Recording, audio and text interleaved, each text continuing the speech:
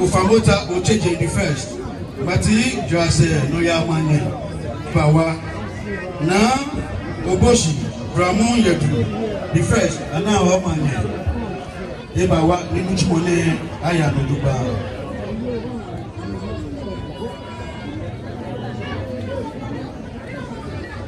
I've been allowed that they put up on NDC. I remember one in Chimone, I am no Duba.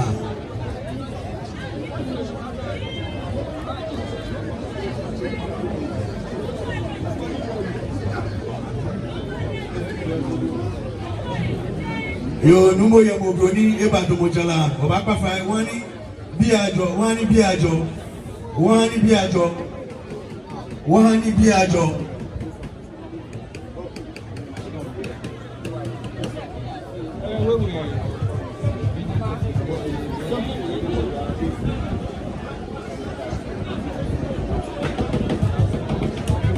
You find one Biajo.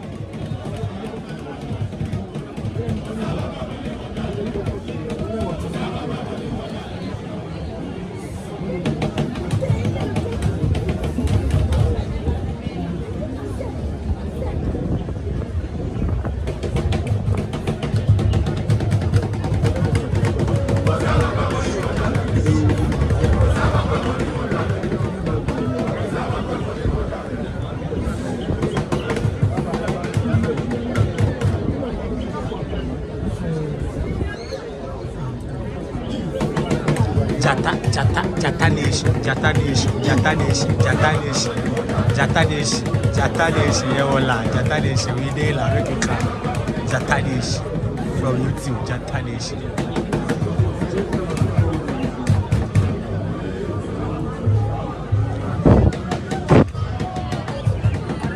You find a Nyani Biaja, Nyani Biaja. Nika, you na Allah, couldn't one way more.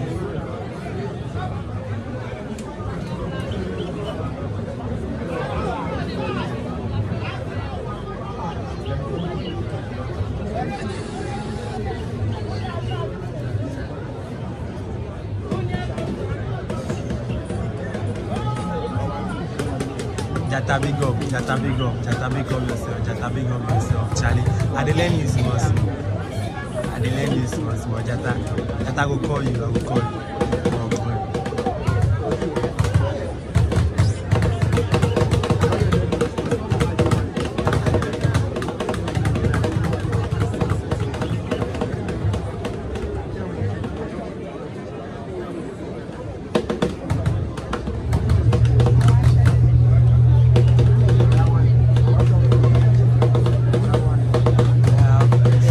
Live from YouTube, you can subscribe as well.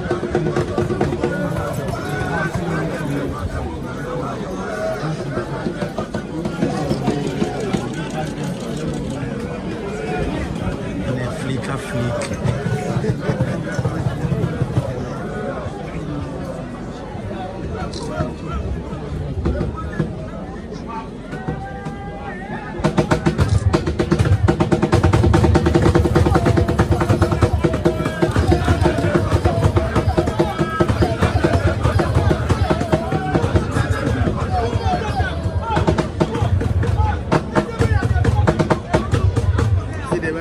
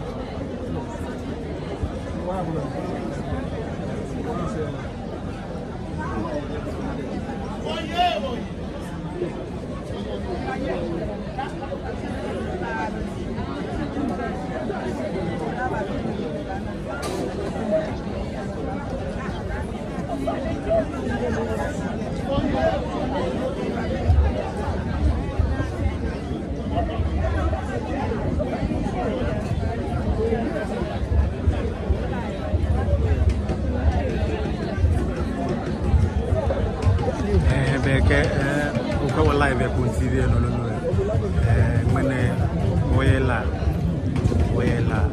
koba kwela bien eji na Hall Festival 2024 ma Solomon eji na do kusuna mesi okemo la afiena koba jedi na bi afie de etu embushi agale bi oye ni fe mo na e na se no fi anu ya no gba ko bi ene o na ke se onye me ko me weje ma se keba okwe bi ene o na ke se onukpo wa wo yi magia cheme ke ena no fe ye bi ene na me ni fe mo o belo da le na ka no di ni ko sa yo be numo ejo ni ji shi enyono ejo ni ji shi enyono ehwe na agbe no ne ba ya so ni etele ajo me baba jo abache me ni ba jo dani baba ke e ba jo ni ji shi eteno e ba jo ni ji shi eteno ke mu na shamno to ne ko kwa bi no na ke shita mo ye forward nje ko kwa bi no na ke shita mo ye forward nje wona wa woyi ke maja cheme woyi aje manse ke mam la woyi ke manse woyi fe niji gadang be fe obana obana ko obana obana obana Pram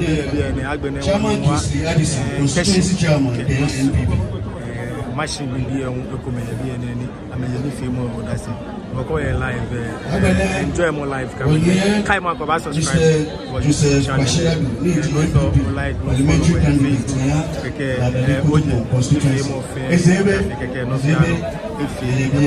okay ma ko ba subscribe subscribe ma no share video your comments are also welcome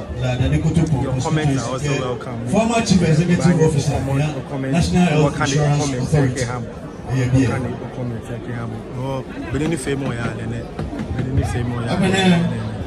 Mr. Bernard Ni Mate Colley. Ni represents Dr. Daniel Macaulay, Madam Group of Companies. Nameji major sponsor Kenya la Omowo 2024. Major sponsor Kenya la Omowo 2024. Ni kakadang eba dumojalani. Eba jo ke atawo Yoruba jo ke anina sakubo wulomo numo aje community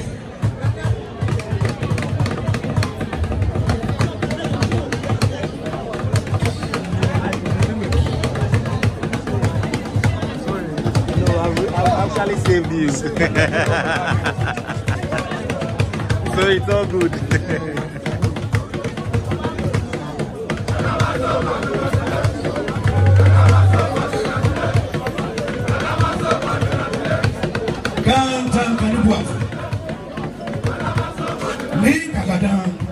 Number you will go to 7. La Paulo. Ole number you will go.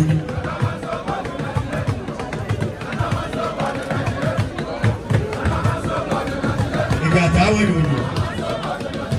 Can't you go? Ni kakana.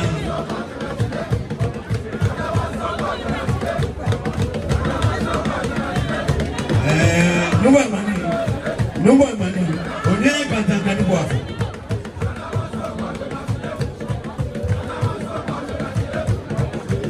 Can't you go? Can't you go?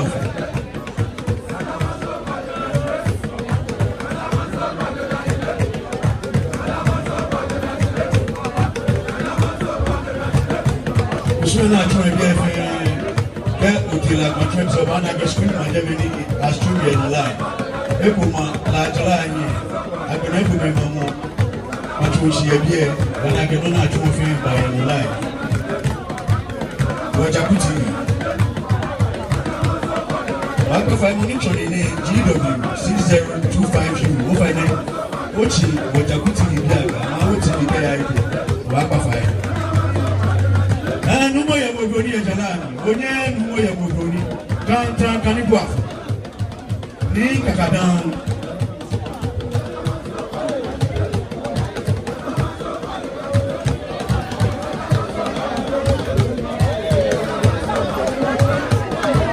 Onye numo ya mogoni numo ya mogoni ede mani numo mani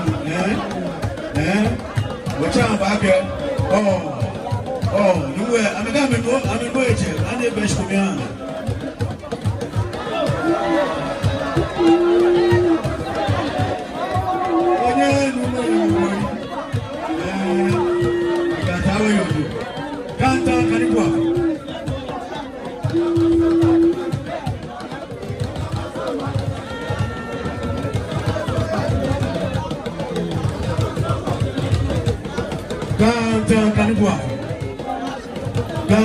Kanibua ní Kakadan.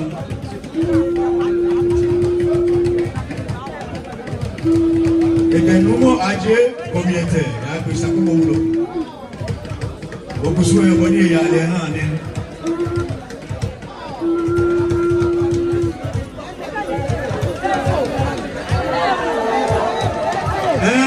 Numo ya mogoni mani.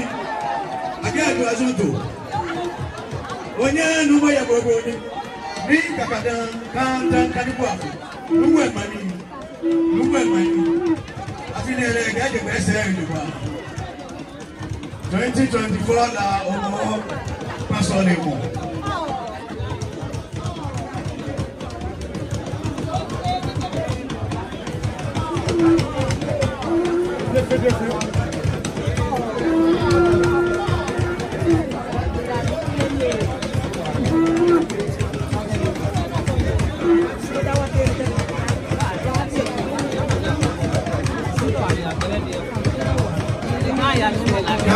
Kanibua.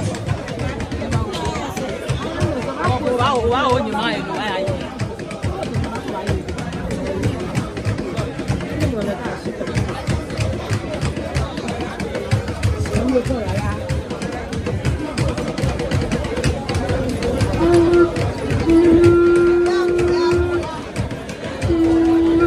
Kanibua. Baba anya numo ya mogoni makeno. Onye numo ya mogoni.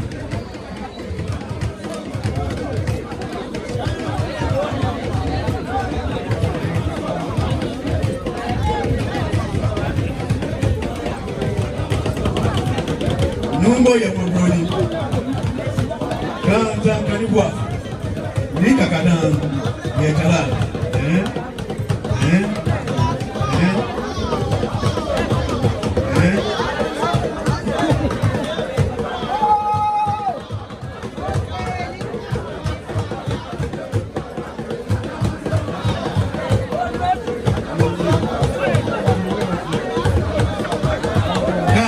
Kanibua ní Kakadan.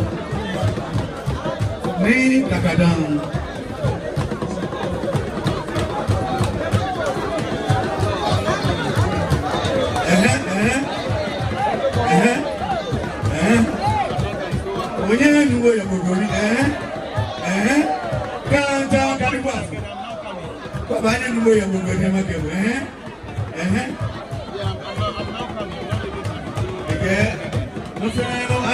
Anyamono na fe kubi anyamono fe no anyamono fe no anyamono na fe kubi anyamono fe no numo ya mogoni numo mani numo wana ya fe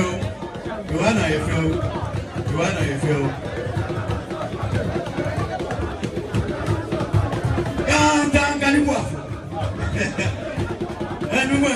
numo mani onye ni Kakadan ka wanye na make Kanibua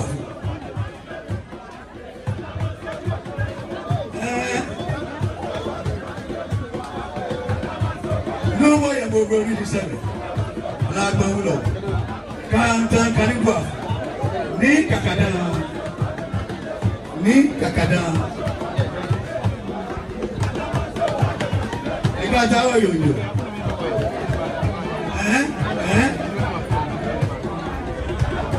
Oh, I am going to go to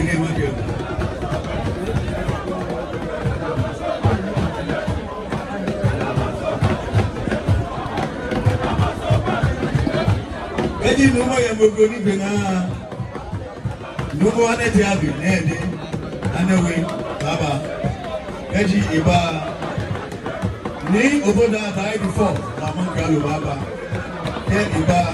Ni oboda die before. La shite baba. Eji baba.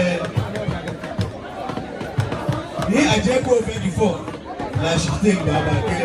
Nini jeno abi. Ake ate nini ji etela.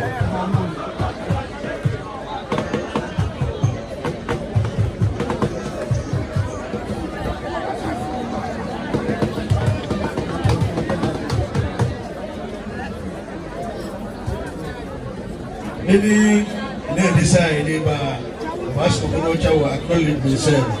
Nana Ofe Ajima, the second, Aquamuini of Otubro, a year.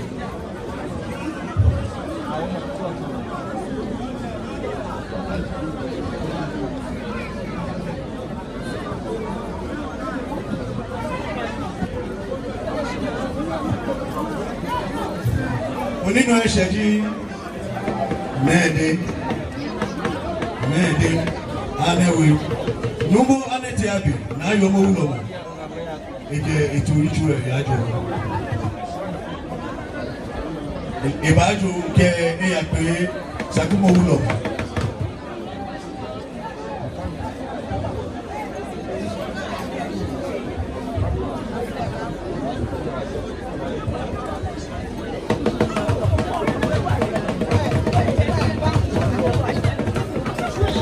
Nede, anewe, na yomo ulo.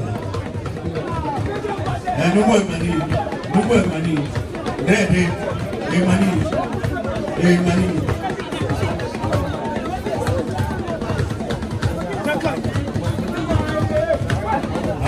I will be mentioned about the Akalejo. Metaka, body, Aurupa.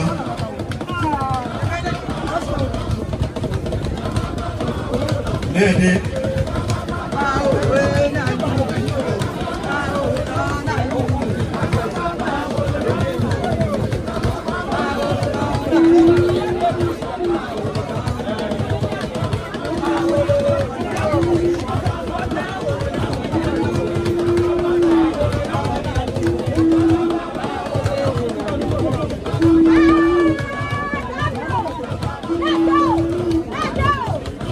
Anewe, no one at the army.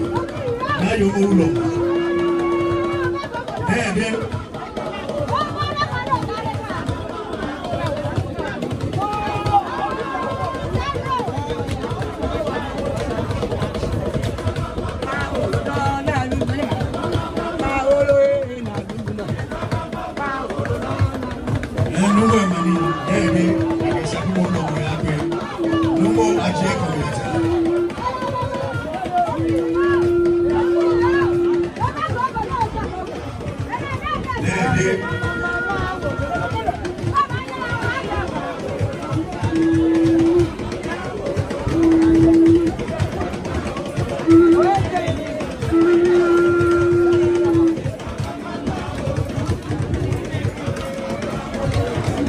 Ege sakubo ulo ko eya pe.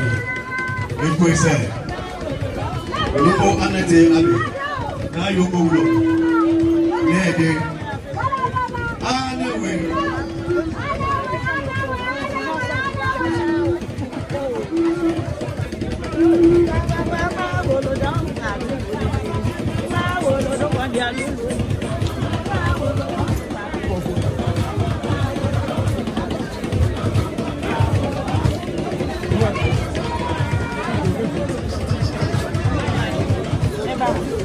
Numo emani, nede, anewe,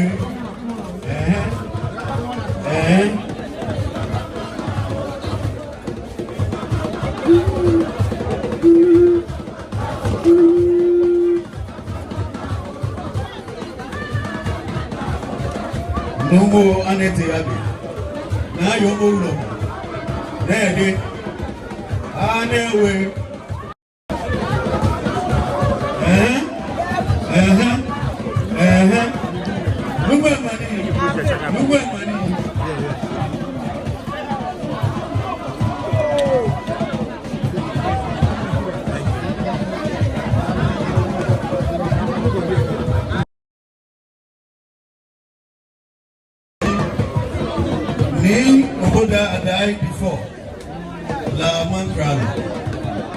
share.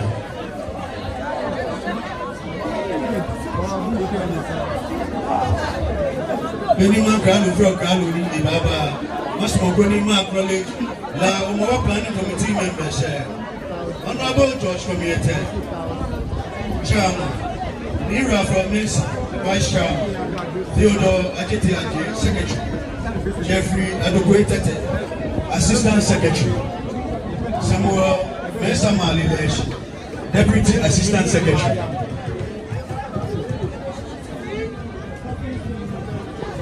Ni Oboda died before. La Manca will give out the Mojala. It can send me a jet.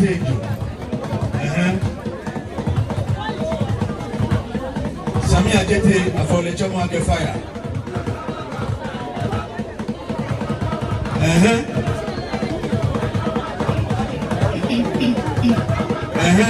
Logo na ga ko be femo e ko be femo e ko me femo e ko me femo e ko me femo e ga ko me femo e ga no lewo ehu e ko me femo e ko me femo e ko me femo e mo ni eyin mo ni e ya na e ko me femo eyin awo e ko me femo e se no femo mi e ko me femo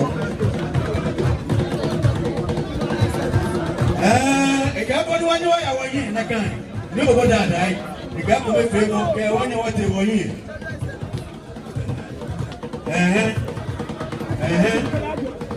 ni Oboda died before La Mancalo.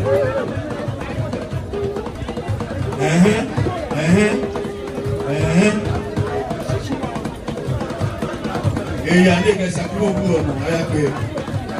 No more aje community.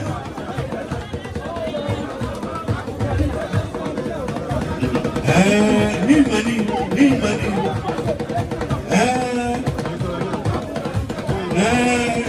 Ni Oboda died. La Mancalo. Ni Oboda died.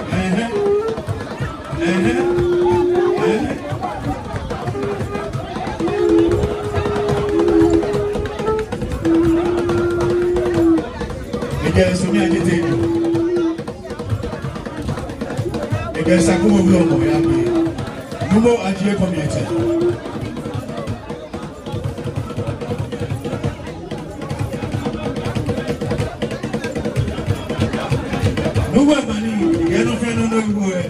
What feel to me? You will get your money again. La da deputo.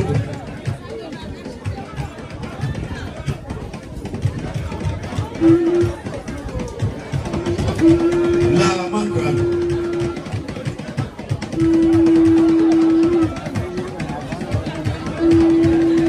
La Mancra.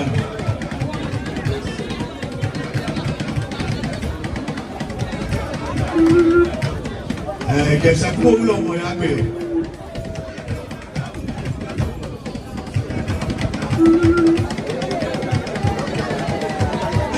Who went money? There's a problem on my way.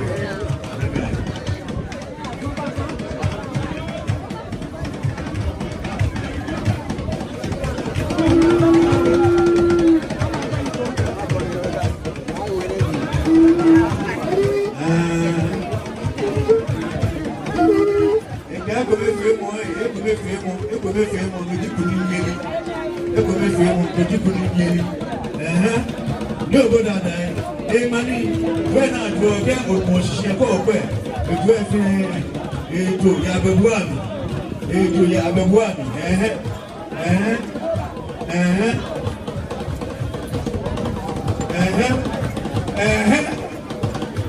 go by the over there. You over there. Look at money. Ajo ya Bladiani, that guy.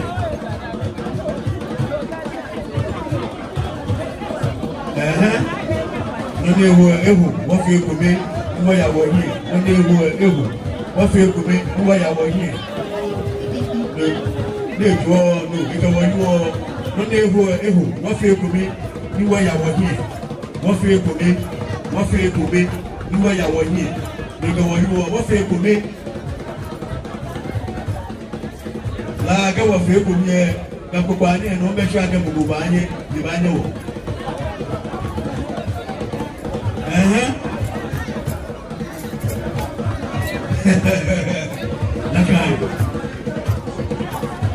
Need money, need money, need money, need money, okay. Need money. You guys are not getting you. Hey, no more money. Chama me again. Okay. Oh yeah, no more. Honorable Judge Community. No more planning committee chairman. Hey, chairman now. I feel no man get into 14 good years. Everybody, no more I go. Money no nation. La Shikite. Ni Ajeko fait du fort. Ni Ajeko fait du fort. La Shikite.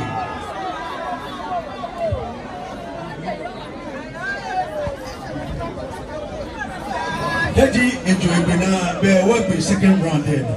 Abanaba fe third round and the final round. Again, Agbene but the money is like my back way. Gabon Shakamo, Member join you, Gaye Gomeni. I mean, if I'm going to Shakame.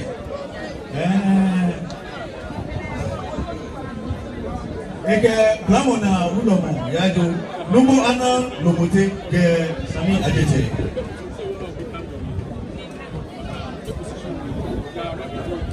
If you're grand, okay, if you go.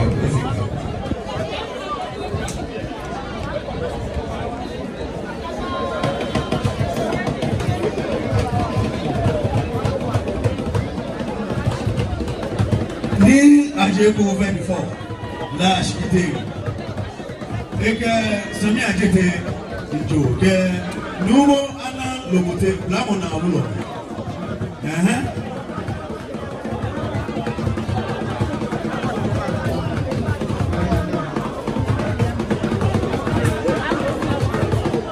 Ke Awo Ajele Taiwa Jobu Janoyo.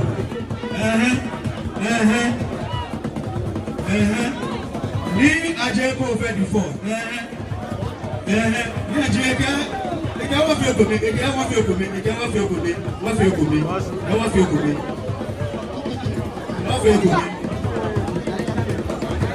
Waka be won equation, eke wa fi ogobe. Waka be won equation. Ogo na yo ake block. Ke block ofimi ekomi e, oni o siko je le gobe o ma do ku. E wa fi ogobe.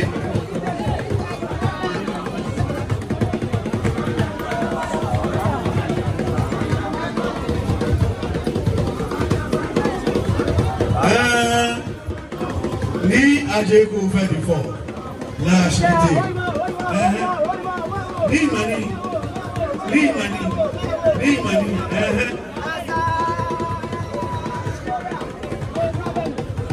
Ni Ajeko over.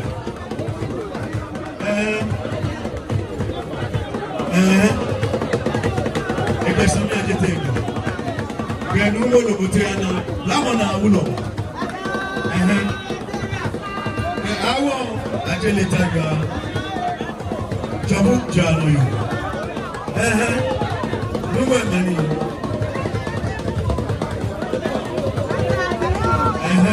Ni Ajeko over.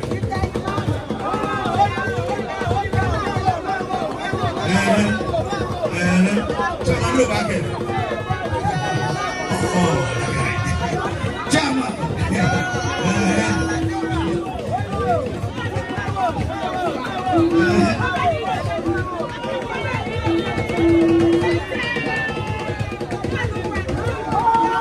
Ni Ajeko over before. La Shikite. Numo Ajeko Miete. Yagbe Sakumo Ulo.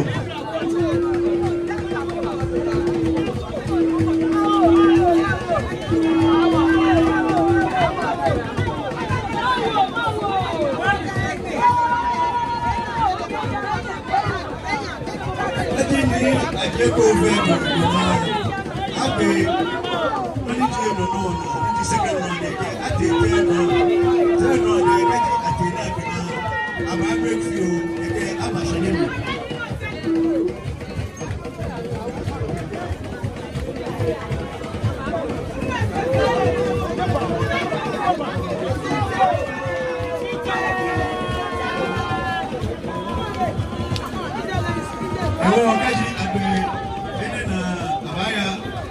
Third and the final round, Keji Abina, Ababrik, and they got 2:30 and Mafia when give up the ship here.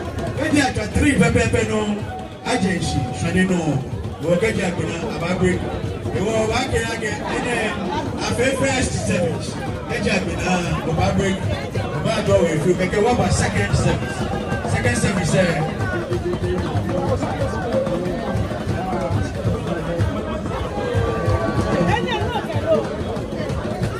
Obeja breke abafakma na ga imami benegeno be ashaka imami beji ata 2:30 mo fe wona ba ko shebi ego na ke wo ba second round ni second service alo ni chigemu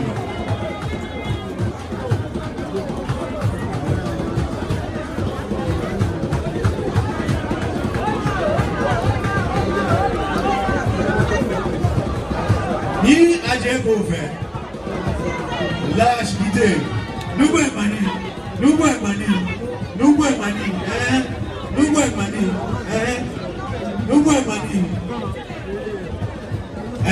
onye ni aje go fe before last day ege sami ajete ke numo ana lo te blamo na ulo we ga me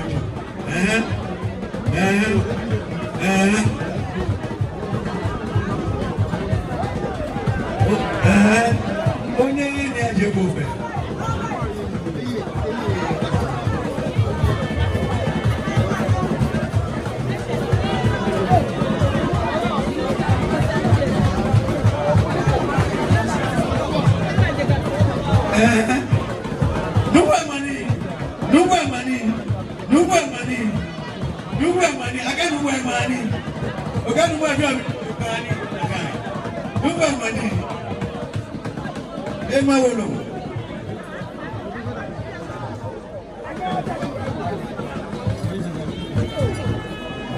Yo, age moniji inyo ebanagwe. Abaya moniji etelo in the final round. Keji Abina tomboni tonye ywe aba break. Keji break 2:30 pepepe ofiye wana ba kwishie eke aba moniji obakara second service bi ane first service afio.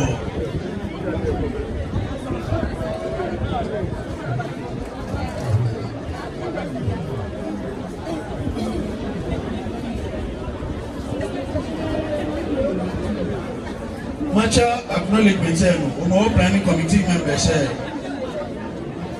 Edward George Kotenigwe, legit treasurer. Michael Ni Ayikwe Mesa, organizer. Charles Aja Johnson, member. Ni Ashtole, member. Franklin Akwasoa, member. Ni Mesa Anna Yaka, member. Prince Seth Nilai Ajay, member. Susie Adastai, member. We all planning committee members said it.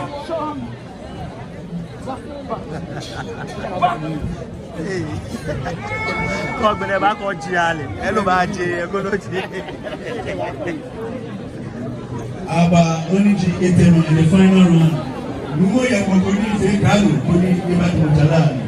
Keji Agbena Numo ya Mokoni, Ibakweyu, Ibela Bweyu, Ebe Shakamo Ajiji. Keji Agbena Tomoni Tonye Yue, Obadowe, Meji. Ejo ke fa pepe na ba ko se ko ya wo ba cha ko ame shi ame ko bi no ba na wo chawe otru dumo ke ingbe ba cho dumo oya live ko TV mi na ke shani ne nyeje ko ni ami to ye ba gbe la wo camera capture nyele sa do ke wo kwelo eroko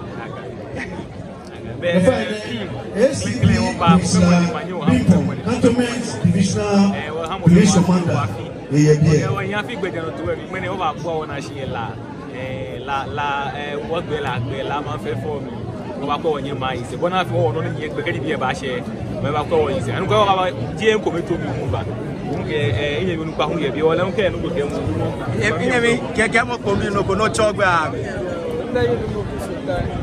Numo Okusultan minake oja ko ya mi to onye mi e numo chawe utromu e ba ka e la ni e ba kwa ma bia mi no yo ko ko le ke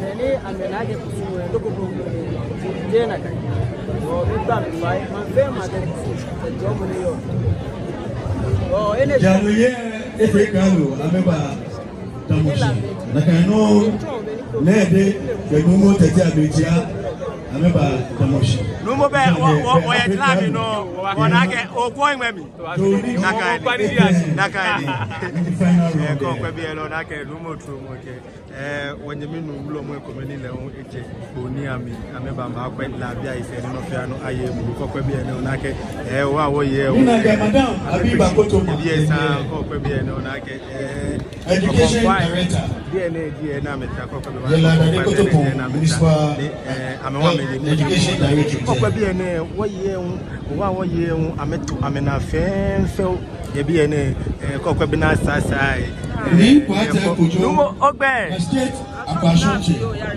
na fe o yarifa o fa ni ngbegbo oje fa ni laanyo dimi laanyo dibu no na kwata kojo na afi o yarifa o ya live e po nti no mi to ni o chile ogbe mi keche o ma bi ko ni amele o fa ni ngbeje ncheji ayele wo ni ba mo no acho mi afiye de ma wo ye oyarifa na afiye oyarifa oh okay si oyarifa akela me ni ko no wo na afiye oyarifa no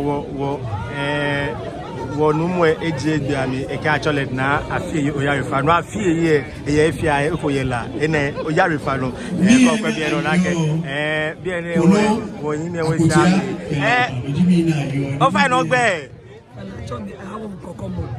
awo kokon mo bi o fo ba yan o gla o mi nchofi o keche on kokon lo e mi nchofi dende anewe abeche o no o wo no mo te egbe ji na kokon mo bi wow the first time ni no gbe na kokon mo bi na koko o ba pa fa ke jeji na gbeju na koko o ko trash o fi o ba trash na ganu o rado o live e ko ti numo amebaya ko ni o fa no ogbe amenga ma ja cheme e ga me ka me ba sha fu ni e ga me sha e ga be ni atu numo o no fe o si de wo ti wa jo pa wa fi kan ki ase o fa wa no gbela ogbe mi kuku keche o wo ga abena mo fe mo ata ile ta woni dignity se ni o de se no amebana Majacheme, la traditional clothes Agboba, wow, Agboba la wow. Yo, orado. No more. Of our bed. Na ahumia ne nwe ko ye nuwa ahun biala wow wona ke mene pa solemo efe no kokokra emi enwo ne mi efe me no oko labi ke wokolo efe ji ke shafi e fa na kafe se keke da ke to ye wona ke ayebro ayo so pa no si ke shafi ma fe ma ke eku ke su oni atu won mene e se wala ma won break shafi oni la pa wa pe akejele mi fe chi nipa ke o ko de mi hina de nche pa kan be ete na to mo ni me ke ya na esi me o shafi o pe la pe pe ka mo fe ko no pa won kekele ke nye machine e fe orado macha no ke no mo ete macha ke wole me ni yo bi ene fe ke no fe anu ye mu no wa ba fu no no kwe wɔnom unika ehie keke wɔcha no be wo bigbe wonake wo awo yes am for the nche no ba lia me mintu ojugba ko ni ko kele pe e ko ole bede oba chele ne fa ne no mo ya mo ni to mo jala mi nya ni bia ajo ha nya ni bia ajo ha nya ha bia ajo e ha wo mo pa ni fa ye shiba nya ha bia ajo nya ha bia ajo ashegbe iba fe interview li bata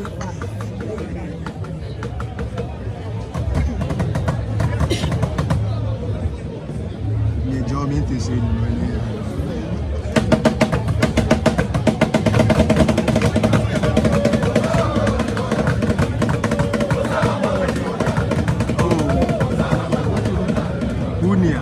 Yomo, yes, Yomo. Every affiliate is Yomo, okay. Yomo, okay. Kodia, senior teacher, Kodia, senior teacher, Kodia, senior teacher. Big up yourself, Charlie, Kodia. You lost, Kodia, you lost.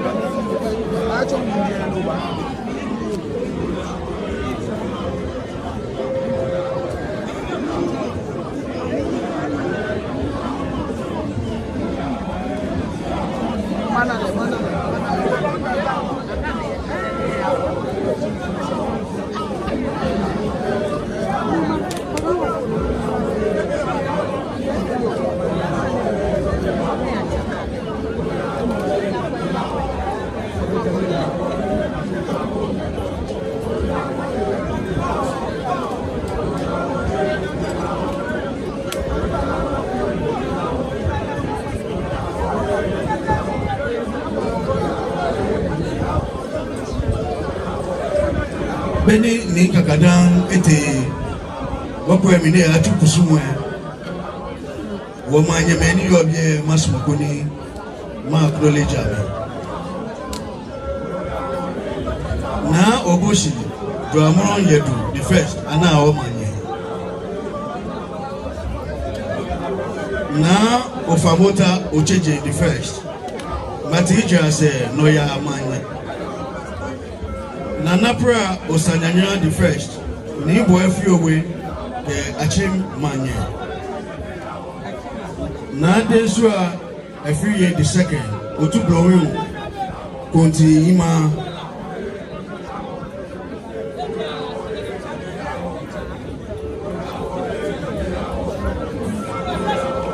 Nana Edichumwa the first, Otubroyu, Tufuima. Na ajele Oshedu Granaki the first Abafum Noya Manye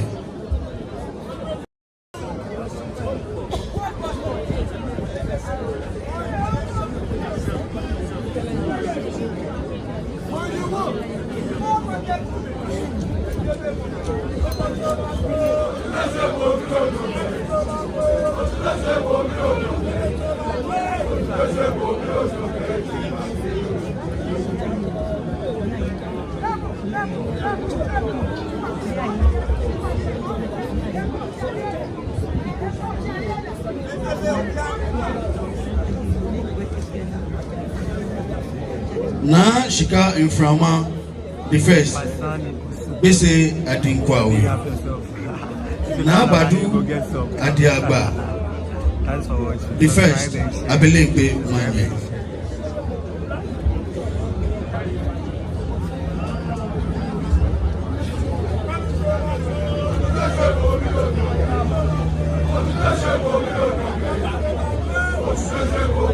na ashioko obanehi osu noya manye na dede amobi ye the first Kenny Odaiwe la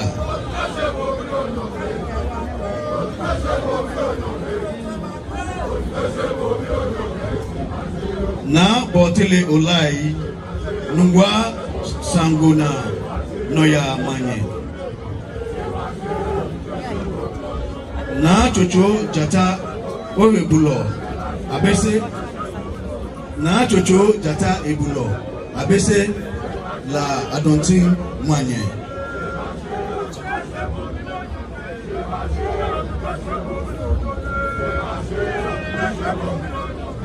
Ayanu ya bodoni ekwese eba. Ke ite wako emi e ya tu okusum de ke imeje ya gba asani ko ni se na meyo ke ha ma je acheme ya afile emi be ameke hale o ni jikusu na tu won meji pasole mo.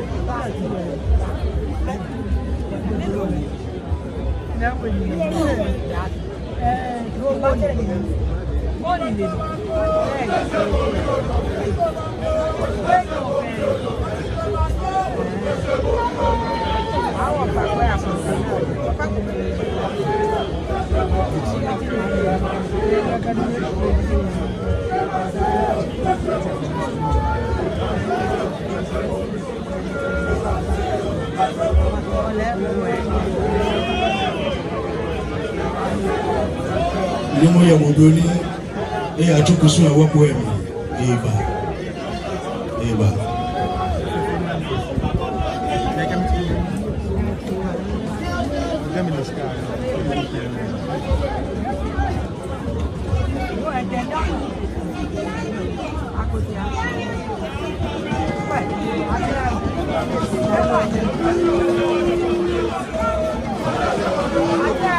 Ei, vemos para o aquele de colibri.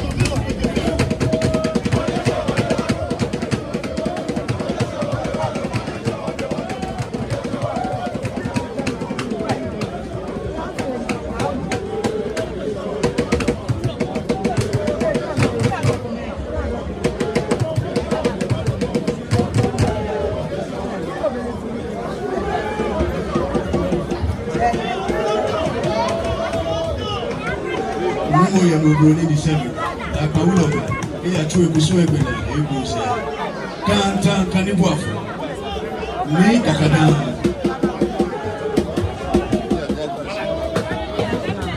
kan kanibu afo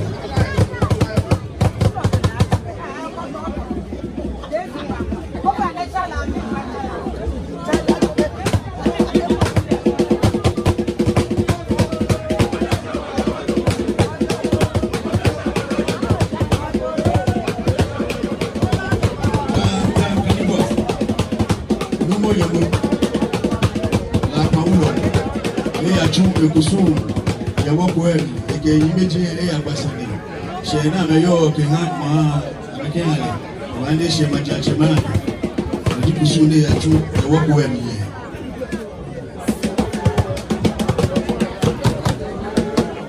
ni na yo ge tu kusu ne ayila apa ayikolo na yi akutia ejimi ni agetu ne ge kusu ne ge mi ne ameyi afi babao over 400 years na gabo kusu chumo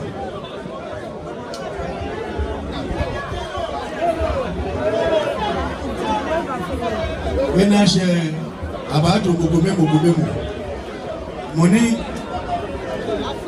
la paulo mo baba kekle ejiba nede baba eke lima galo eba ke riskite eba ke ameba be first session akegbena keji agbena oba pafai ake dignitary say ni ode say no ena no bi ameba ya gbena manga maji acheme kameke ame Asian foli oba trash bo wo trash no keke amefe ameshikete keji amete wo ba shike ya ke wote be aba fapa na ke imami keji atwa meji enyo ke fan 230 Obaba eko ke second session keke oba chu kusuma oba ya no koni wacha wo acknowledgement here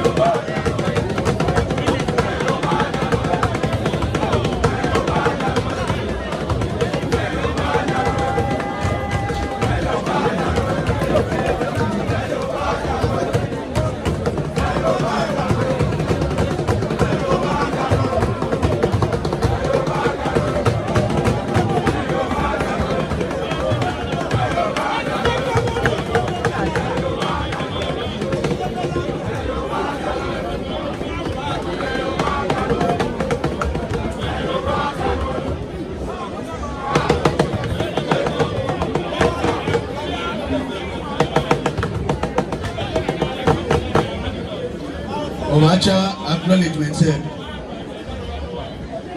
Awo Dede Afidansa Awunta the second Achiase Noya Manye ye Eastern region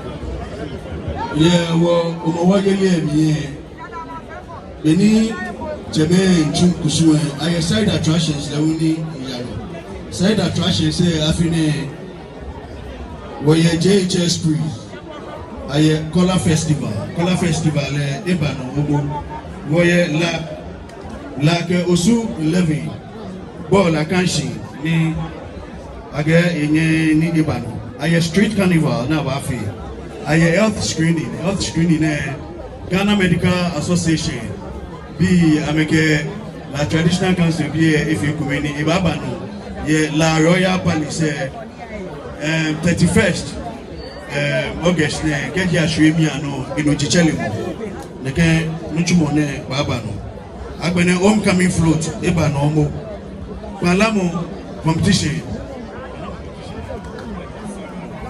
Palamo competition afi so mo no agbene pepper cooking competition baba no pepper cooking competition no pepper cooking e baba no 31st August ni money da machine chumone baba no ji wo MP honorable Rita na Odole Sowa ya wo papa no ga pepper cooking competition e baba no ye Mati Jano amene Christian Palamo competition e ba no mo no Grand Presbytery ame organize ame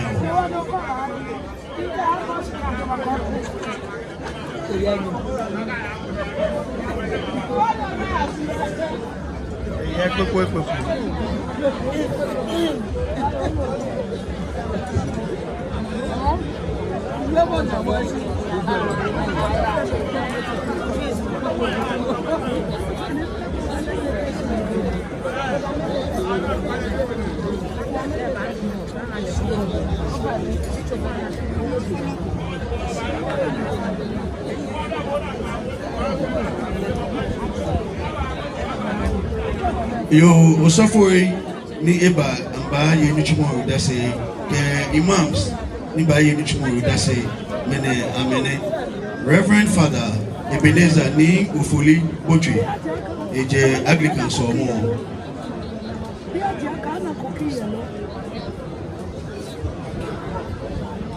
Ordinand Mazil Afis Oko Ashite eje Anglican so mo Reverend Sami Okotianu Chairman La Local Council of Churches Alad Ismail Ama Ningamu La Chief Imam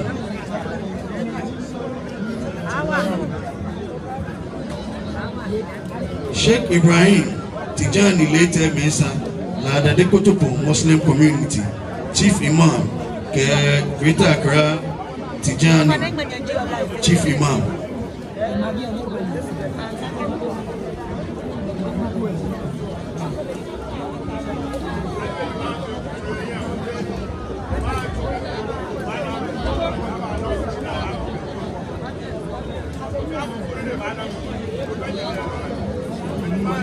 Madam Benis Ajay, Director General, Kenya MDPI.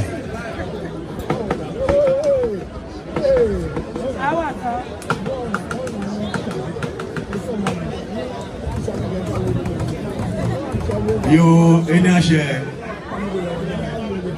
Ninka Kadam, Baba, Ni Ebajo, Keji Ebajo.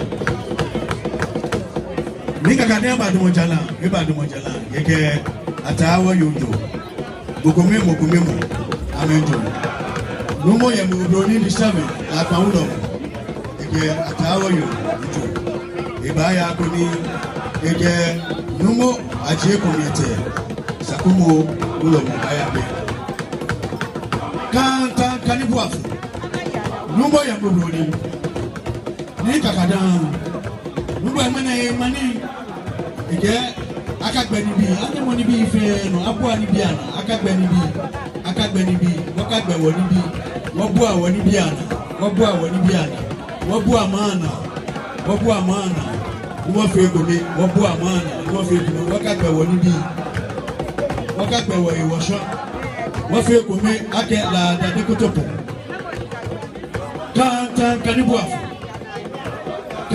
kanibu afu Nubu obranya gane ojo azonto son ojo ya megane le ojo azonto kanta kanibu afu nubu ya obroni ni kakadan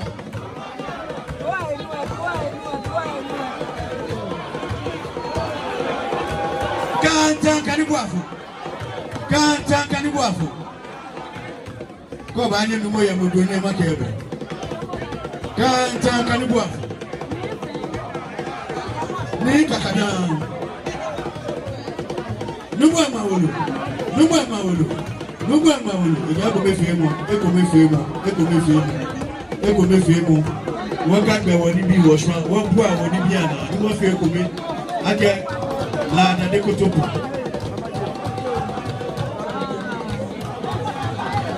Kanta Kanibua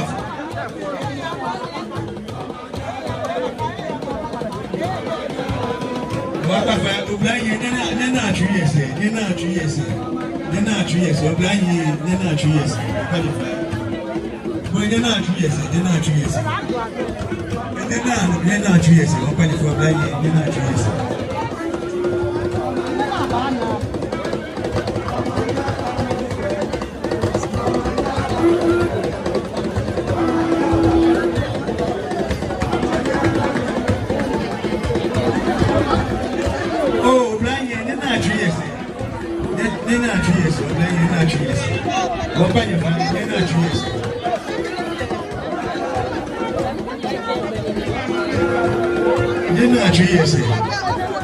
Oh, in here, they're not 3 years.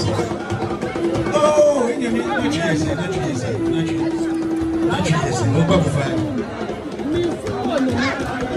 The boy of a body, a fois, Sakuma Wulo, a gallery.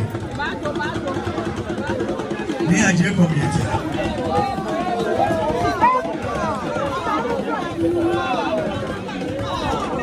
Numoya Gombonia Jalani, money, Kanta Kanibwa, One Numoya Gomboni, Kanta Kanibwa, Ni Kakadam, Numoya Gomboni.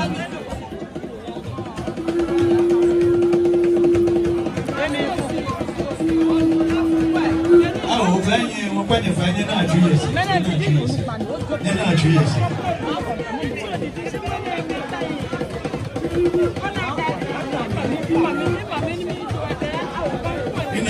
Honorable Emmanuel Nakuba, presiding member, the Kotopo Municipal Assembly, Ibabie.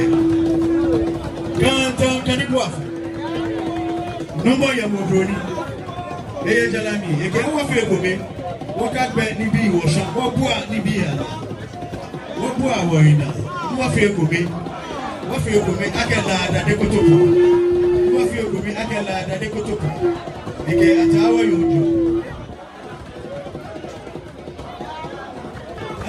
Ekabafe Sunday. Shishwa Nibia. Na fe gobe.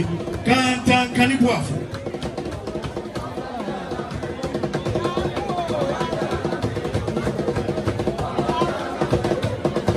Chama, me no wake. Oh, the guy chama. Go banya chama make. Onye chama. Kanibwa. No more Yamogoni, Emma Wolo. Joanna Joa, Ajoya Bebuam, God Moshe, no need to offer Obana no need Jones. Ama Wolo, Kanibwa. The girl one name or Wanibiano. What got Benny was one, what poor Wanibiana. What fair go me at the Kotopo? What fair go me at the Kotopo? And what shall I go me famo, yawo, Fida. Ekome femo nyawo de la de Kotopo. What feel come wa ke twa bond ye mashi. What feel come wa ke twa bond ye mashi. Don't Kanibwa afo Anya no ya modoni Ni kakada. Ofefe Nakai. Openje nyumbo awada de Kotopo. Ni wanya wa fe gobe. Kanibwa.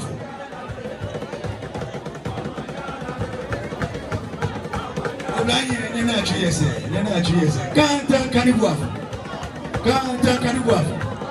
Numo ya modoni.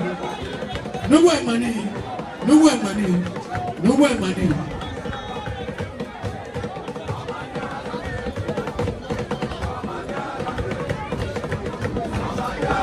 No more Yamogoni,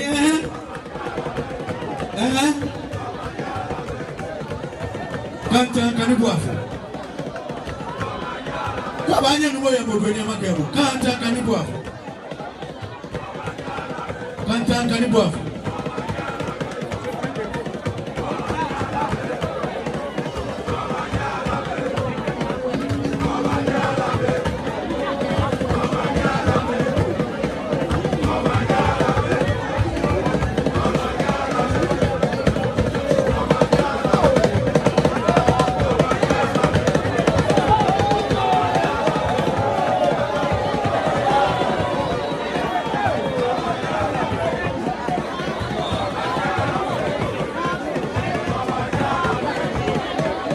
Kanta karibu hapo.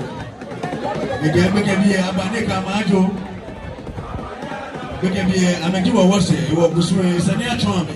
Na bena bonu wa kusue ya le ha. Wa kusumu akako akekata pebi.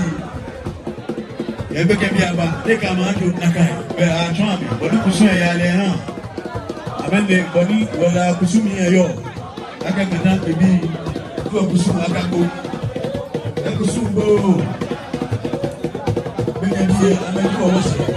Sananja ngo boni kusue ya le. Na bebe. Bonu kusue ya le ha.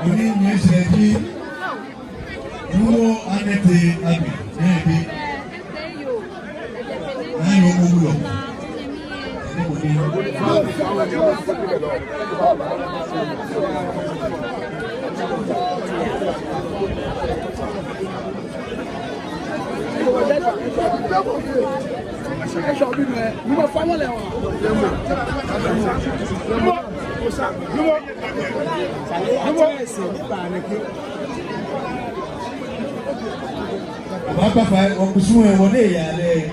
Yomo kwe, woko abone yale. Numo anete abi. Eba Jalal. Na yomo ulomo. Nede.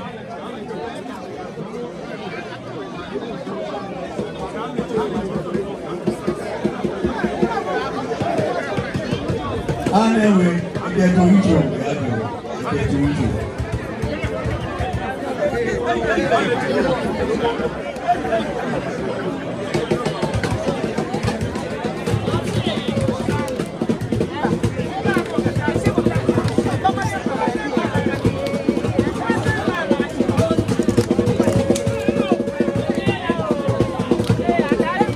Yomo anete abi ya Jalal na yomo ulomo.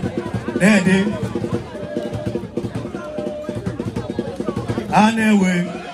Anewe nubo emani ike to icho.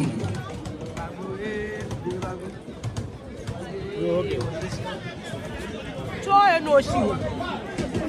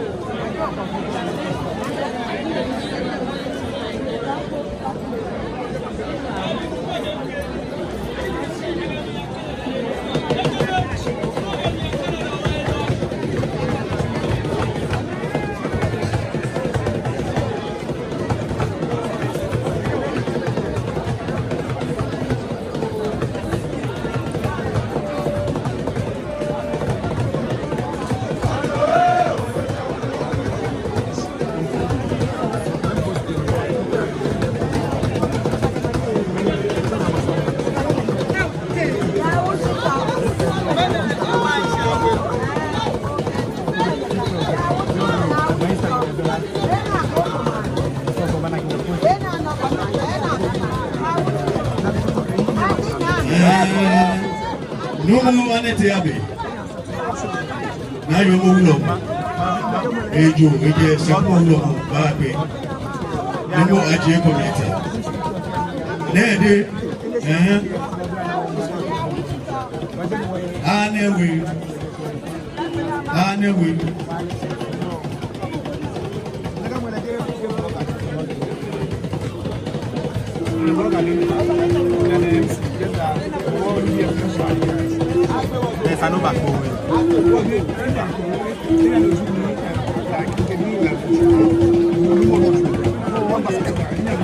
Morning, Jabi.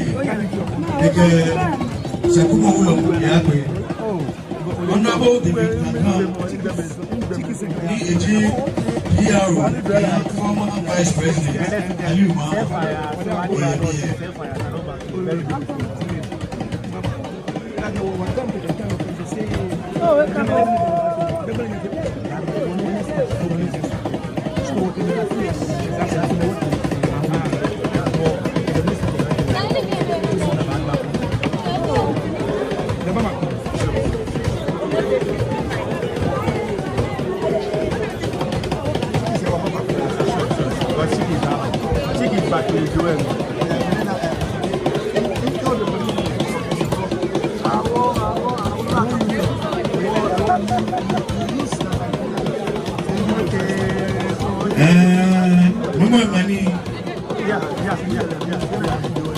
Numo anete abi ike sakpo ulomo eyape ekwese awo bi mesa keleju Greta Grane letiwo ye afi onupa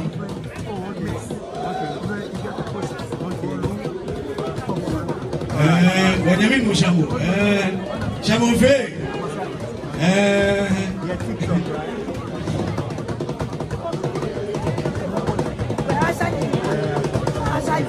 Anewe nede nubo mani eke waka ya wose ayayin aya asese ayayin aya asese yin ayayin aya asese na de kutopo yin isemboya waka ya asese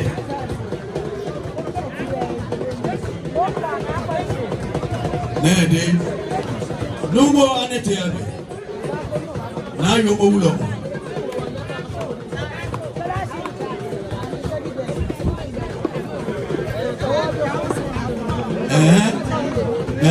chama aga wanu obi funije ibloga onye chama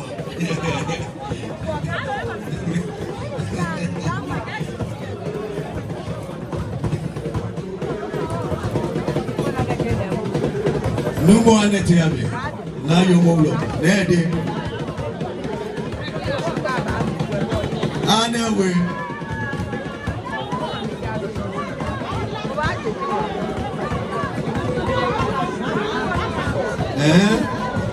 Numo anete abe na yo mowlo ike ijoe ibanade Moni nyese ji ni obodai adai before la mankralo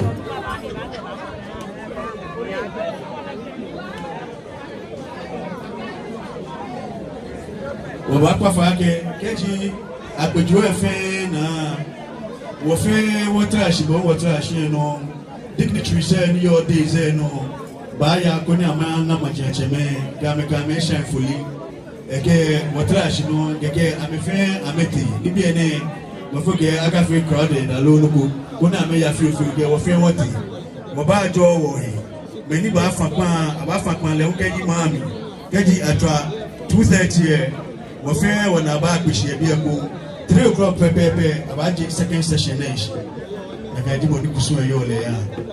Keso mo wage wo ya first service, ke second service. O ba pa fai. Meni yo gbe no ebi e, amebo nje meshi mo fi ogo ni gbe no aka shikeji imeji e. Keji dignitary say ba, je no ba choke ba. E wo ba pa fai asafu acheme ka asafu anyeme. Ke ma ebulo aba clear gbe no ebi awo. Ni oboda died before. La mankralo e bachalami. No boy money.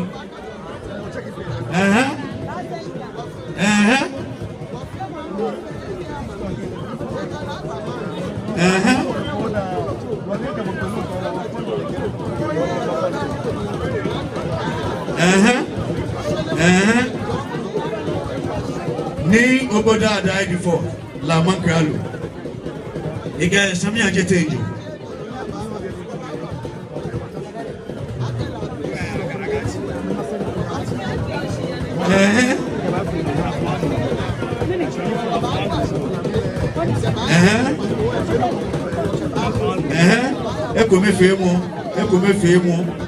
Ekome femo. Wabu awoina, wafi ekome, nuwa yanyi agenda nekotopo. Wafi ekome.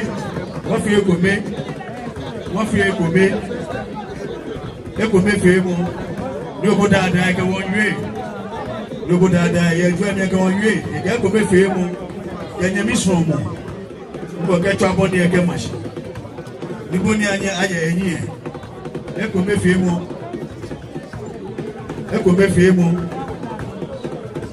Wonya wonyi woba wose.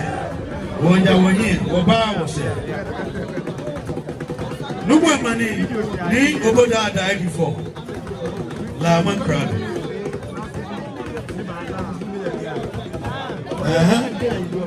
Ekesami ajetejo. Eya kone ekesa kumo ulo mo ayabe. Numo aje community.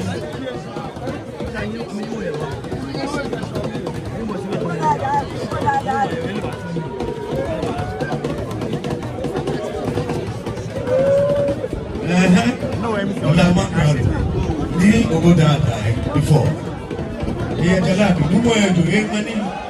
Mene Jona to afi amawolo bejo osise amawolo beji Jona to abu ose obana no na cho amawolo mene majache me fi ge ekube fi mu ge no ya ekube fi mu no ni ewu o fe ekube wa ya wonye agada de kotopo ekube fi mu nyami suru mu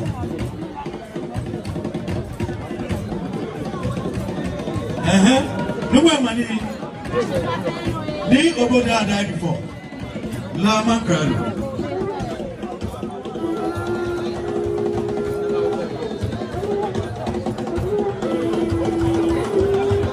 La Mankralo.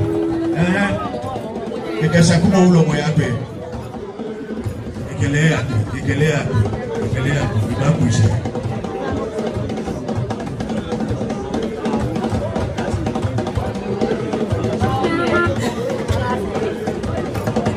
Ni oboda died ekwese.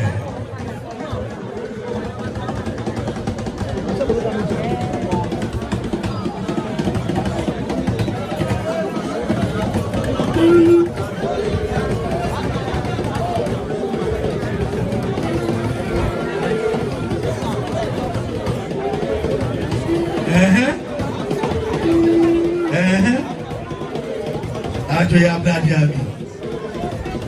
Ajo gen mani. Ajo naga mwe. Eko me femo. Ni mission. Ni wakati wa manga mashi. Eko me femo. Oblanye wagamini. Ni oboda daga eko me femo. Ni oboda daga eko me femo.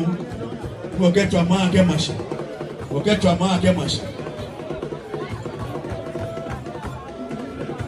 Onye ni oboda daga Nubu mawolo. Ni mawolo. Ege ayayin so woya woyin. Woba wose no woya afa. Woya woyin so woya woyin. Woba afa woya woyin so eko be fi mo woya woyin agba afa.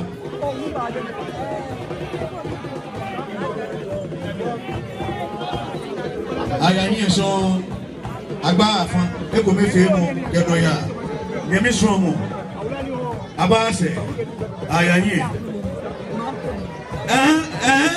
nubu achakemi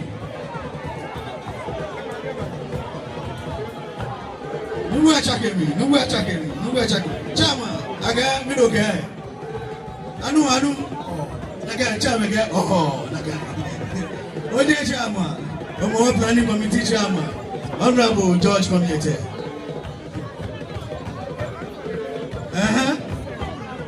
Nobody had any money. Lama Krado.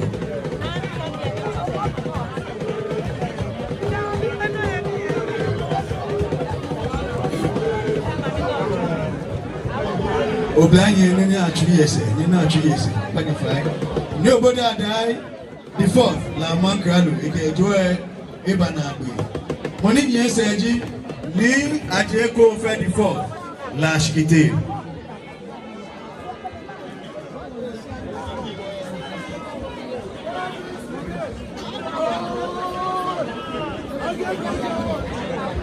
Ni Ajeko Fed the fourth. Ni Ajeko Fed the Adrian. Lash Kite. Ledi Monino Ishe.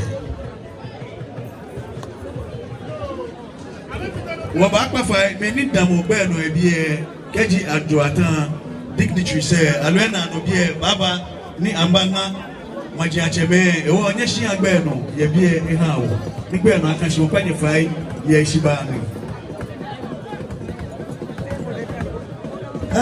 ni oboda ni Ajeko fe ndo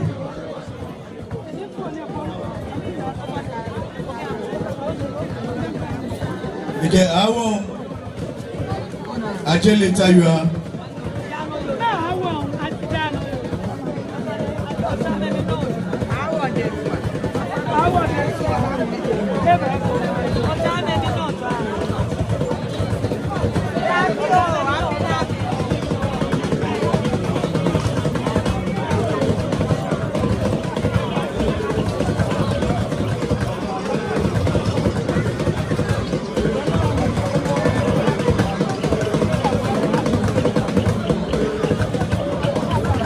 Ni Ajeko fe Lash Kite Eke Sami Ajete Ye Numo Lomote Anan Numo Anan Lomote Blamo na Ulo Ye Awo Ajele Tayua Jobu Janoyo Eke Anajo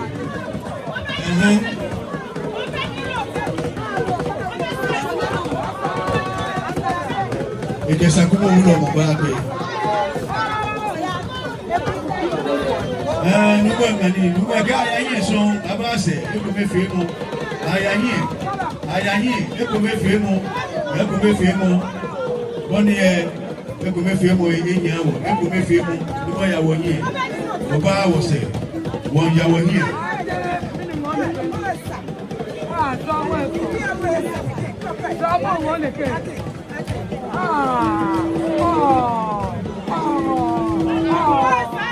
Ni Ajeko Fed the fourth. Lash Kite. Nugo mani Amawulu Scotty. Amawulu Scotty.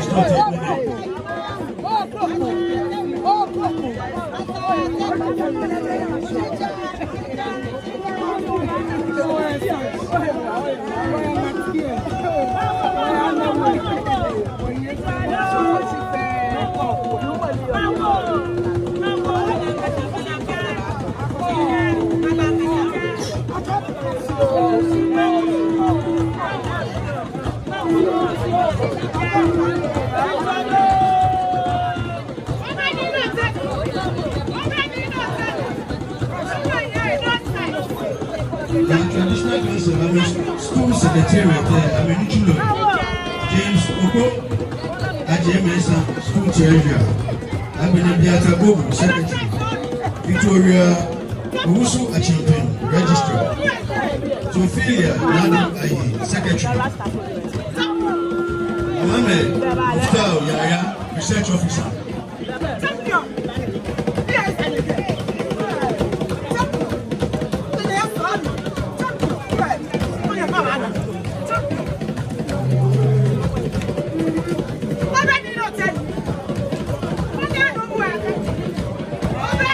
Ajeko fe the fourth. Lash Kite, Eke Sakumo Ulo Kubeya, Ekuruse. Ejo ya bebuami, ajo ya bladiami, ake wonwe. Enya kwetu ene utuwa fe, eke wonwe. Eke ako mefe mo e, eko mefe mo. Ayahi so agba afa ayase ayahi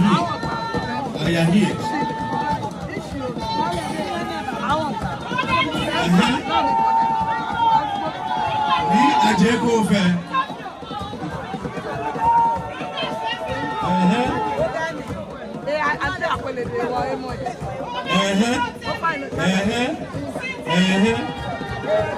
Chama, agami no get. Chama get. Oh, nakai. Oje chama.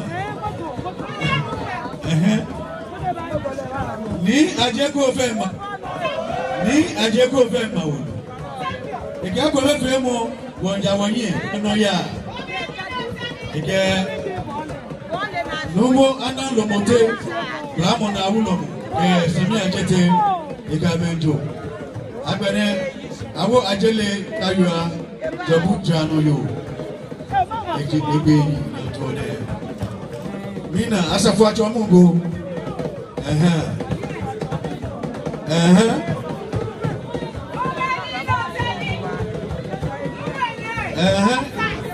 Ni aje kofe Numo mawulu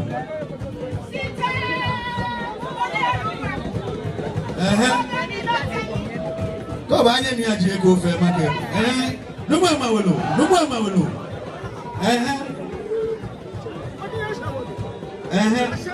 ni aje ko fe before la shikite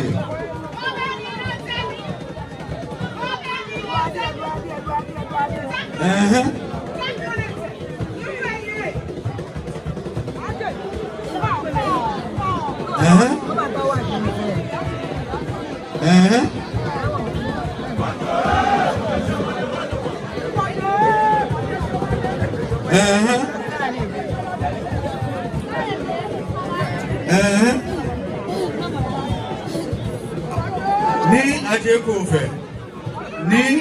ko fe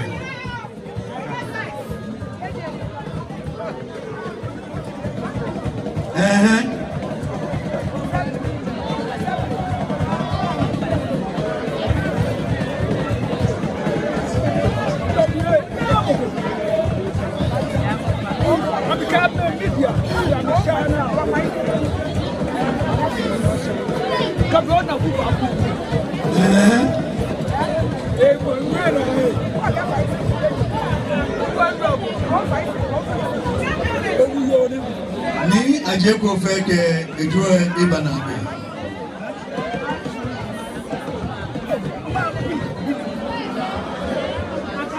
Oba kwa fa dignitary say Africa lo yeji agbeju efe na ameba ya ko ni abe anga maji acheme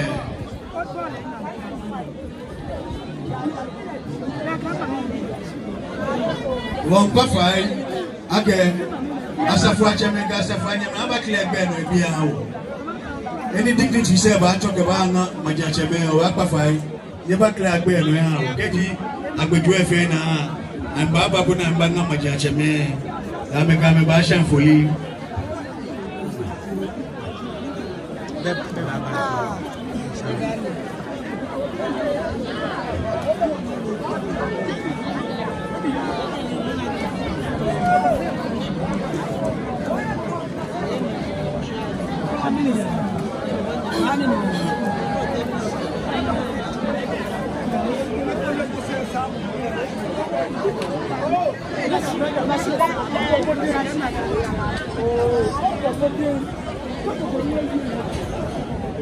Waka fa ngoni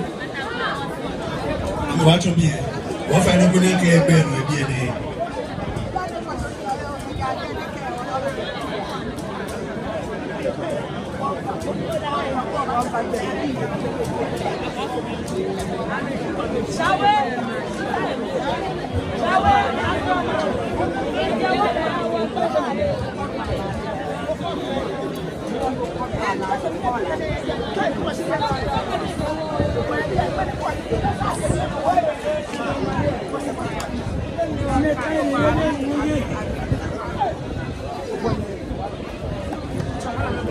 Ofa ye wo ba pa fa ikoni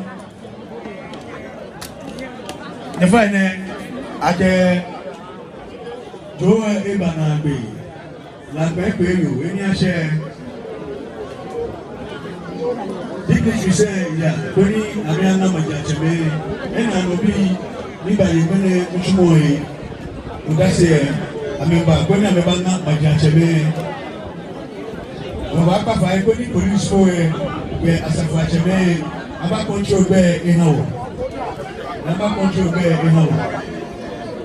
Never control bear in our. When a man of Majachame, I make a bashan for you.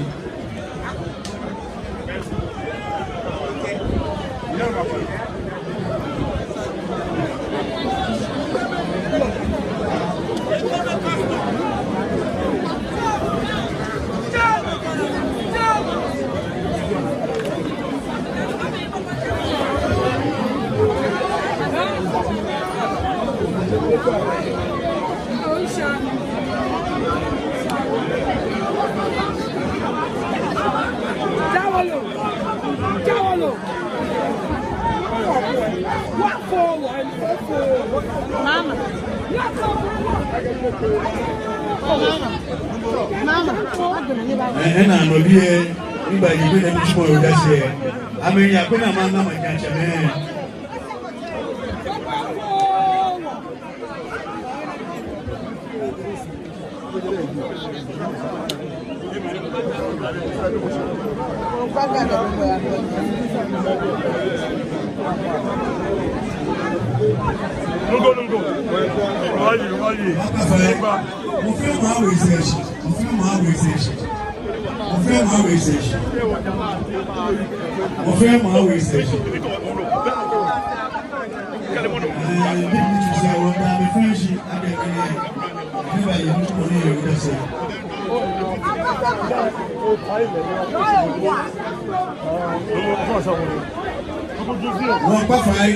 Many Damoshef Akarashi, one of your body, and I know be any banana catcher, when I'm in a banana name.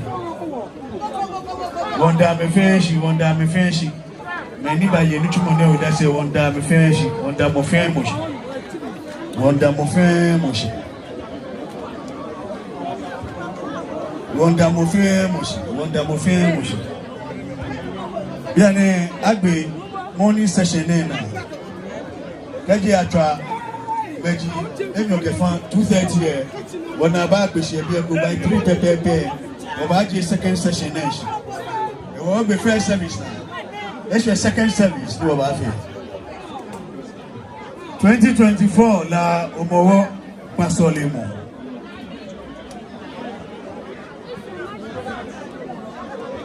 And I know being by your men and tomorrow, that's here. La Traditional Council, I'm a garment and your French, I'm a garment and your French, I'm in the French, and your French, your French, and go. She got a 2:30 or back when you back home, going on our Abakush here, get 3 pepe at the second session nation. One down your French, La Traditional Council get and your French, Traditional Council get and your French. La Traditional Council get and your fish, and your fish, and your fish.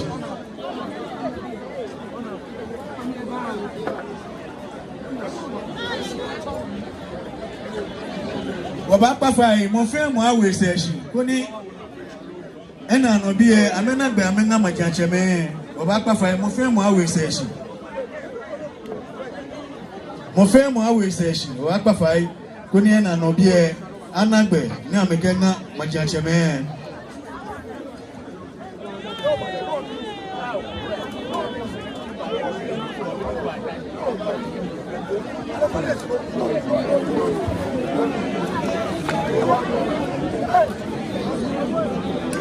Honorable Reverend Solomon Kotenigwe, Mayor of La, Municipal Chief Executive, La Dade Kotoko Municipal Assembly, Nagana Machancheme.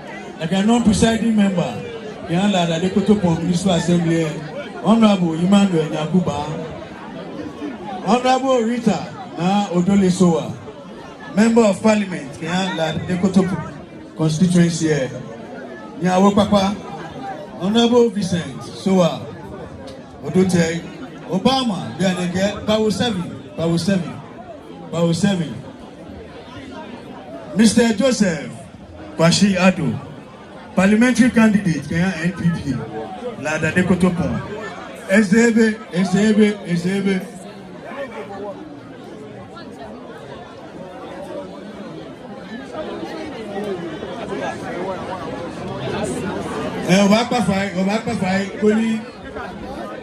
Police were as a Frenchman, I could bear dignitary say how. Bench, I believe bench, I believe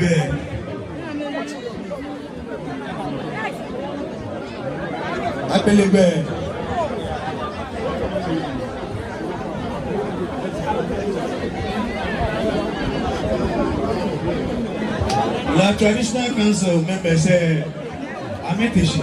Oh, Baka Faikuna Akbehame. Akbehame, gentlemen. Asaflacheme, Ebakwe, traditional council member say.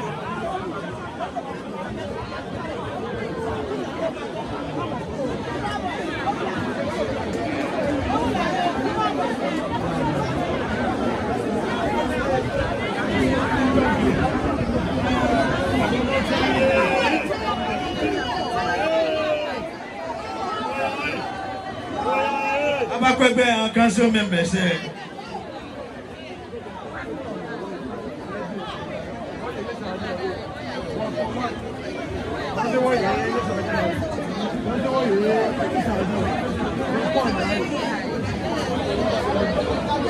Akwebe traditional council member say he signed this ni Oboda died before La Mankralo area. He signed this ni Ajeko Ofe before La Shikite. He signed this ni Yamudi the second La Akwashonje. He signed this ni Kote Amle the fourth Klana Akuchoche. He signed this ni Yamini Naba ni Aje Asra Oweni the first, the second, Agbawe Akuchuche. His signers, Professor Ni Abdadi Grover, Rep, a special council advisor. Ni Anun Tete, acting la Uchame.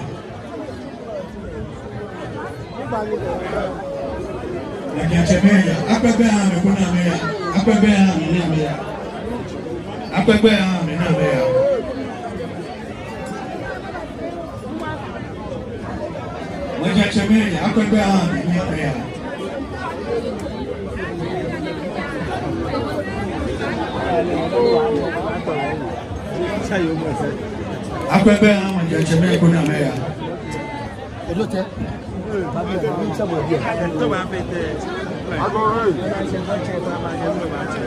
the signers, ni Oboda died before. The signers, ni Ajeko La Shikite. The signers, ni Yamudi Bisaka La Akwashonje. The signers, ni Kote Amli.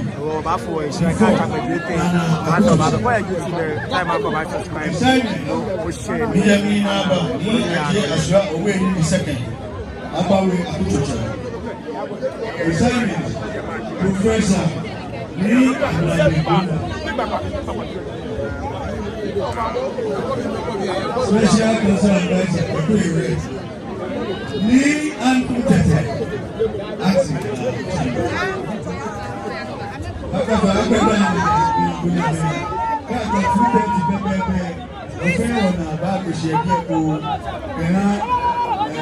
The second session.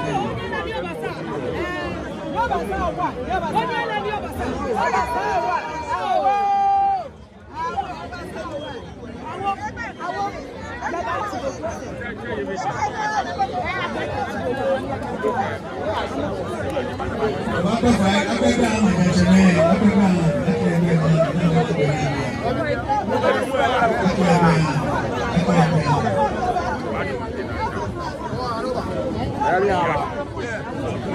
If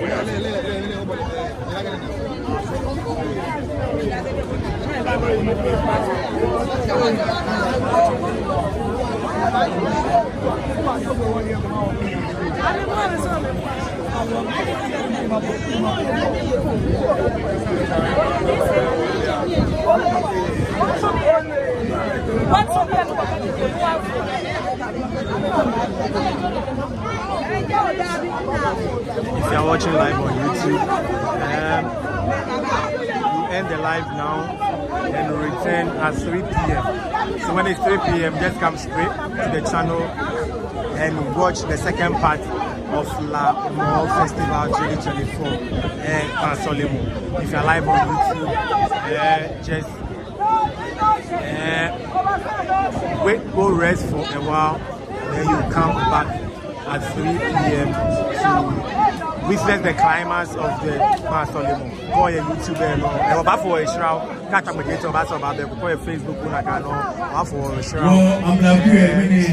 YouTube, can you subscribe to the channel? Subscribe to the channel. Subscribe more. Okay. What's official for? What's official bell for notification? Which one notification I get on? Go by live there. When I have notification, go on here. Go subscribe more. Remember to subscribe to our YouTube channel and enjoy our content, the more content, the entertainment, the sports, everything, business, politics, everything will come live on the way on will come live on your way anytime there is an event. Go to YouTube and subscribe to our channel. Subscribe to our channel. Subscribe on share no kemo kumake. If we don't yano, Ghana fan YouTube. On more festival say working by the live YouTube, Facebook, no share page and subscribe. Kindly subscribe and see 40 watchers watching on YouTube. 40 watchers watching on YouTube. So kindly subscribe to our channel and share. Kemo kumake subscribe to TV. Only any equinofiano ni yano. Dadang equinofiano. Wọ́n gbẹ̀jẹ̀ bá sọ̀rọ̀ bá bàjẹ́ bẹ̀rù ẹ̀kọ́ kọ́ ẹ̀ Facebook ẹ̀ ọ̀nà kan náà gbẹ̀jẹ̀ bá sọ̀rọ̀ bá bàjẹ́ bẹ̀rù ẹ̀kọ́ tó ní wọ́kẹ̀ part 2 àlọ́ wọ́kẹ̀ climax of Pansolimo abàjẹ́ bẹ̀rù kẹ̀kẹ́ nọ́fíànù efe emu nọ́fíànù eyi emu kọ́kọ́ bí ọba náà kẹ́ àgbẹ̀ part 1 náà di patch yẹ Lakpana departure Lakpana Ashi Lakpana ṣètì ẹ̀tọ́ gbẹ̀jẹ̀ wọ́n bá bàjẹ́ bẹ̀rù ẹ̀kọ́ yẹ Facebook yẹ YouTube live on Kon TV kò ní ọpẹ́ lọ́ní yàrá yẹ la mene ni amemo ame afilena ame afilena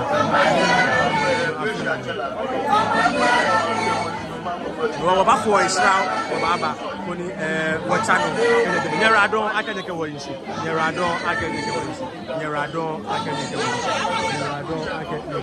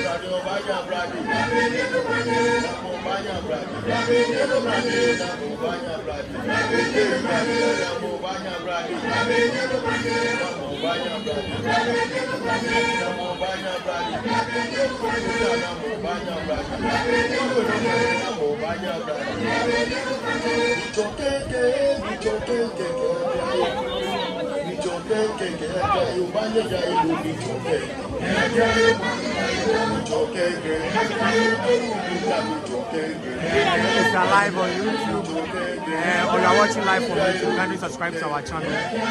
Kindly subscribe to our channel on YouTube. Subscribe to our channel on YouTube. Subscribe to Clone TV on YouTube. Please subscribe to our channel on YouTube. Subscribe and let's get more audience. Let's get more people. Share. Maybe people for share money with our subscribe more. When you come about live. Thanks for watching.